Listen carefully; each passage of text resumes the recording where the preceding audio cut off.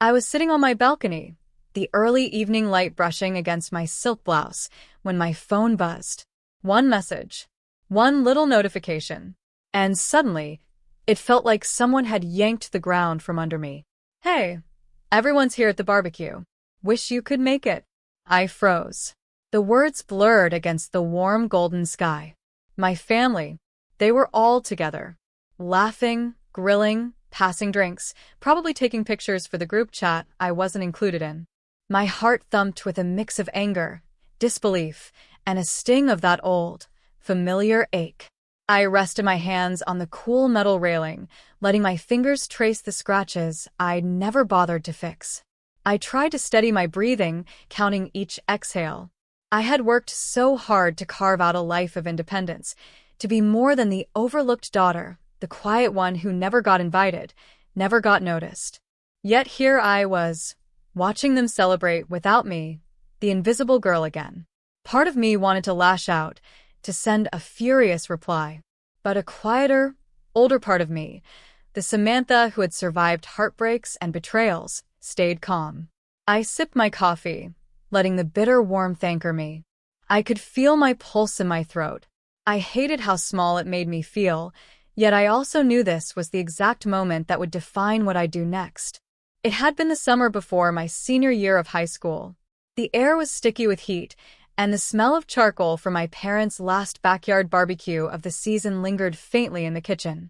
I remember standing by the doorway, holding my favorite notebook, a simple leather-bound journal my grandmother had given me the Christmas before. She'd whispered, "Your words are stronger than their opinions. Don't ever let them steal your fire." At the time, I nodded, trying to hide the lump forming in my throat. That afternoon, I had gathered the courage to suggest something small, an extra dish I wanted to bring for the family dinner, just my way of being included. Instead, I was met with dismissive laughter from my stepmother. "Oh, Samantha, always trying to steal the spotlight," she said, her eyes sharp, her voice clipped. My father didn't intervene. He didn't even glance at me, choosing instead to joke with my siblings, laughing at something I hadn't said. I felt my hand shake as I clutched the notebook tighter, the leather pressing into my palms. My chest burned, and I could taste the bitter sting of rejection on my tongue. I wanted to disappear, to melt into the floorboards and leave them to their easy camaraderie. Every word I had rehearsed evaporated into a tight silence. I realized, then, that I had been nothing more than an afterthought in the family I had always hoped would see me. That night, I sat on my bed with the journal in my lap, running a finger over the embossed letters on the cover. My grandmother's words echoed in my mind, stronger than any guilt or disappointment my family could heap on me. I made a silent vow. I would not let their dismissal define me. I would write my own story, on my terms. By the next morning, I had taken my first step. I packed a small bag, grabbed the journal, and walked out of the house with the quiet determination of someone who had nothing left to prove to those who refused to see her worth. That leather-bound notebook wasn't just paper. It was my shield, my secret hope, and my promise to myself that one day, they would not be able to ignore me. Leaving home felt like stepping into a foggy unknown, but I carried my grandmother's journal like a compass. Every night, I scribbled plans, fears, and ideas until the ink ran dry. I worked odd jobs, waitressing, freelance writing, even tutoring, and every dollar I earned went toward rent, supplies, or a small savings account I labeled freedom. The city was loud, the streets crowded, and yet, in its chaos, I finally felt seen, not by my family, but by myself. It was during one of those long evenings at a coffee shop that I met her, Clara Montgomery. She was a seasoned editor at a small publishing house and had the uncanny ability to notice potential even when it was buried under exhaustion and self-doubt. "You have fire," she told me, examining my scribbled drafts over a chipped mug of latte. "Don't let anyone tell you otherwise." I nodded, trying to swallow the lump of disbelief. No one had ever said that to me without strings attached. Under her guidance, I began submitting articles to local magazines, building a small portfolio that slowly grew into something impressive. Nights stretched into mornings and mornings blurred into days, but I persisted. I learned to negotiate contracts, to defend my ideas, to balance finances and creativity, a balancing act I had never imagined I could handle. The first time I received a check for publication that exceeded a month's rent, I felt a quiet, almost secretive joy. I smiled to myself in my tiny apartment, imagining the family that had dismissed me, unaware that the girl they overlooked was steadily becoming her own person. My success was mine alone, and I chose to keep it that way.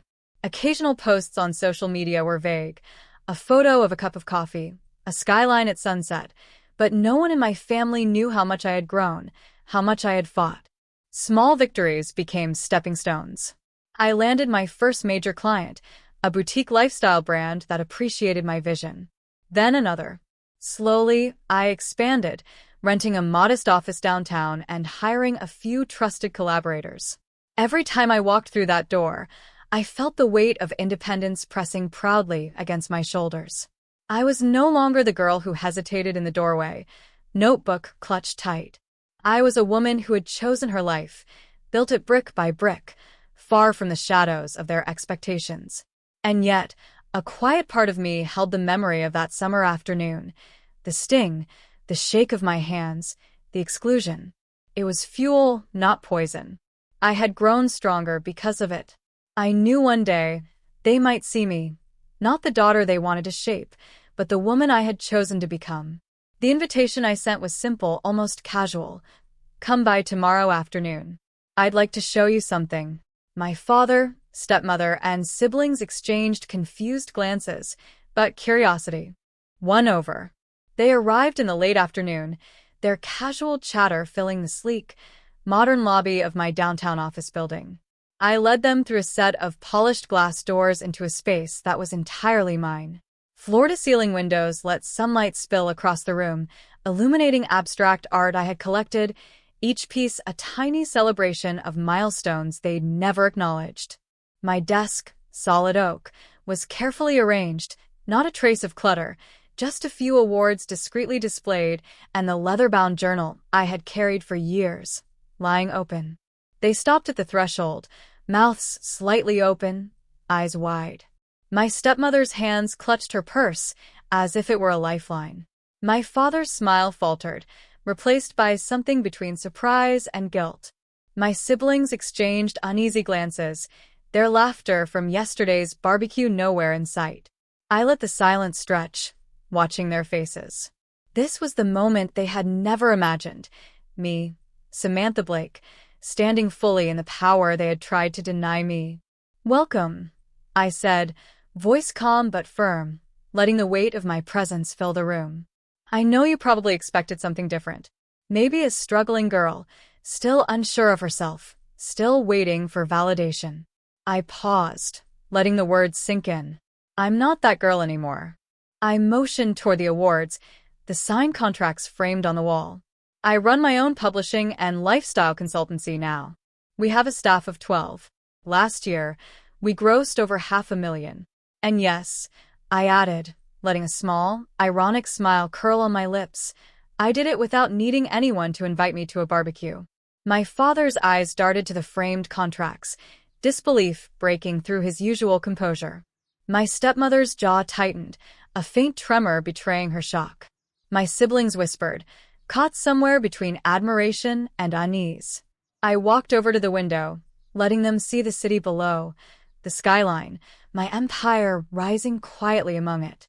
"This," I said, turning back to them, "is the life I built while you watched from a distance. I made my choices. I took risks. I didn't wait for permission, and I certainly didn't wait to be included." The room was heavy with silence. They looked at me differently now, not just their daughter, not just the girl they underestimated, but a force they had underestimated entirely. And for the first time, I felt the old ache of being left out transform into something sharper, cleaner, power, earned and undeniable. I stepped closer, holding my grandmother's journal. "Everything I needed, everything that guided me here," I said, pressing a finger to the cover, "was right here all along. The girl you ignored? She's gone. This woman?" I let my gaze sweep across each face. "She's not going anywhere." The room still hummed with the weight of revelation. Their eyes darted between me, the awards, the office space. They were struggling to reconcile the sister and daughter they thought they knew with the woman standing before them. I took a slow breath, letting the authority I had earned settle into my voice. I'm willing to have all of you in my life. I began, deliberately calm, but it will be on my terms. Things cannot go back to the way they were. My stepmother's lips pressed into a thin line. My father's eyebrows drew together. I continued, letting each word land carefully. Dad, I need honesty. No more dismissing my decisions or minimizing my achievements. Respect isn't optional. It's the baseline. If you can't do that, then our conversations end before they begin. Turning to my siblings, I softened my tone slightly. You too, I said. I want you to pursue your own dreams, not live in my shadow, not ride on my successes. Find what excites you, even if it scares you. I'll support you, but only if you take ownership of your choices. Finally, I looked at my stepmother, letting my eyes meet hers steadily. And you, I said, you cannot manipulate, guilt, or compete with me anymore. I will not tolerate it. If you want a relationship, it will be based on authenticity and mutual respect. Anything less, and it's over. They each shifted, uncomfortable yet aware that every word rang with truth. I could feel the balance of power now, no longer an invisible daughter, no longer a shadow in the background. I had taken my hurt and forged it into a shield and a standard. I was no longer waiting for permission or validation. I was offering a choice. I'm not punishing anyone, I added, letting my voice soften but remain firm. I care about each of you, but care isn't a free pass to hurt someone. If you want me in your life, you'll show up in the ways I need. You'll grow, or you'll step aside. For the first time, the air in the room shifted from tension to clarity. They were seeing me as I had always wanted them to see, not the overlooked daughter, but the woman who had survived, fought, and risen. I could see glimmers of self-reflection in their eyes, the beginnings of change, but also the fear of accountability. I picked up my grandmother's journal, running my thumb over the cover. This, I said softly, reminds me where I started, and why I can never go back. My life is mine. I will always protect it, but I am willing to share it with those who honor it. And in that room, I finally felt the equilibrium I had fought for. Strength, compassion, and the unmistakable authority that only comes from surviving your own storms. Weeks passed after the confrontation. I watched from a distance as subtle shifts began to emerge. My father, once quick to dismiss me, started calling, not with judgment, but with questions about my work, my life, my opinions. My siblings shared their own small victories, tentative but genuine, and I encouraged them quietly, proud of the growth they had chosen. Even my stepmother, stubborn and sharp, began to step back from old patterns of control and competition. I noticed it in the way she asked advice instead of giving orders, in the way she lingered in conversations without trying to manipulate outcomes. Change was slow, but it was visible, and it reminded me of the strength it takes to heal when the past has left its marks. I returned often to my grandmother's journal, running my fingers over its worn leather cover. Every line I had written, every plan, every fear, had guided me here. It wasn't just a book, it was proof that my voice mattered, that my choices had consequences, that resilience could be tangible. Sitting on my balcony one evening, watching the city glow as the sun dipped below the horizon, I reflected on the journey, the lonely nights, the sting of exclusion, the quiet victories that no one witnessed but me. Every moment had led to this, a life built on my terms, relationships forged with respect, and a sense of peace I had never thought possible. I took a slow, deep breath, feeling the warmth of accomplishment settle in my chest. I had survived their doubt, their dismissal, and my own insecurities. I had risen, and now I could watch others grow without being pulled back into the shadows. And in that quiet, golden moment, I whispered to myself, almost like a vow, I will never be left out again. Not because they include me, but because I belong to myself. A smile touched my lips, soft but unshakable, as the city lights twinkled below. I was Samantha Blake, whole, independent, and finally free.